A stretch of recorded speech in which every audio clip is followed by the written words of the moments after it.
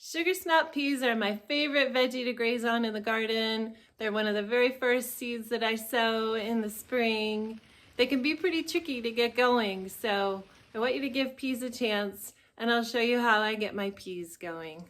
First off, I keep my pea seed in the freezer. The seed will only last a year or two if it's not frozen. Secondly, I always sprout my pea seeds first. This is my little setup. I soak them with water for the day, and then I rinse them twice a day till they germinate. I try to get the pea seeds planted before the roots get too long. Sometimes I plant them in little pots, and I'm careful to make sure that the roots go down in the pots if the sprouts have gotten too long. And then my recommendation is that they get planted when they're pretty small, before the roots have gone round and around the bottom of the pot. Peas can transplant well as long as you get them in early. This is the ideal size. This is not ideal, they're too tall. You can see here why I use a deeper 4-inch pot and that the roots are just barely starting to curve around. When you're transplanting the pea, it's important not to bend the root as you're planting it. When the season warms up, I direct sow my sprouted seeds right into the ground in a cold frame. Lots of critters like to eat pea shoots, so I always make sure that they're covered with plastic, remay, or some kind of wire. When the peas form little tendrils, it's time to set up your trellis. I pound in stakes about 6 feet apart, and then I zip tie extensions onto there, which I didn't show here. And then I run a string along the posts and start putting in the vertical bamboo. I love using a bamboo trellis over metal because I think it keeps the peas cooler and I like the natural feel.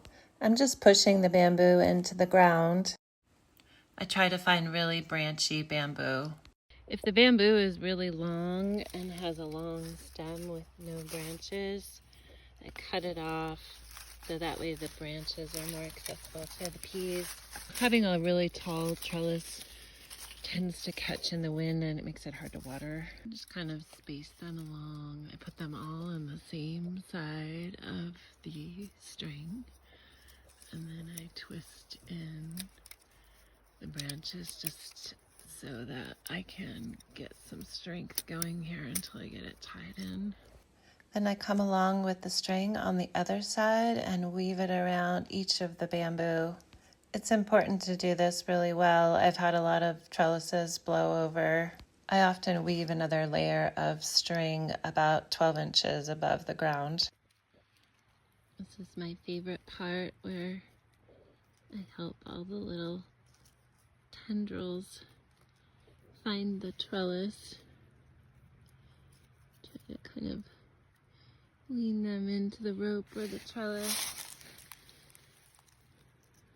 Sometimes I have to lift them up, prop them. They're just like little kids learning how to walk.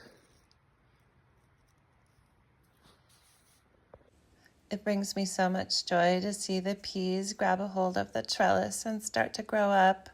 I try to walk by the peas every day and make sure that everybody's got a hold of the trellis.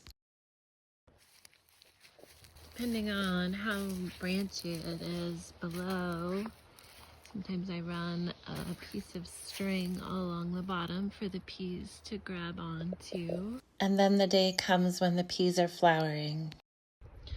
I love to do the spring greens combined with peas. Peas are gonna get really big, and these greens are gonna get harvested. A little bit of bok choy. Here's a companion planting with mustard greens. These mustard greens are ready in 3 to 4 weeks. Peas grow up and make fruit for about 2 weeks. So it's good to do the peas in waves. Here's my first wave. Here is my second wave. And here is my third wave. I planted these 2 weeks apart. When it's finally time to harvest, I like to harvest my peas when they're a little bit fat. They're so much sweeter when they're plump. And I've noticed at the farmer's market that they harvest them a lot skinnier and they're not as sweet. Happy pea planting, everyone. Give peas a chance.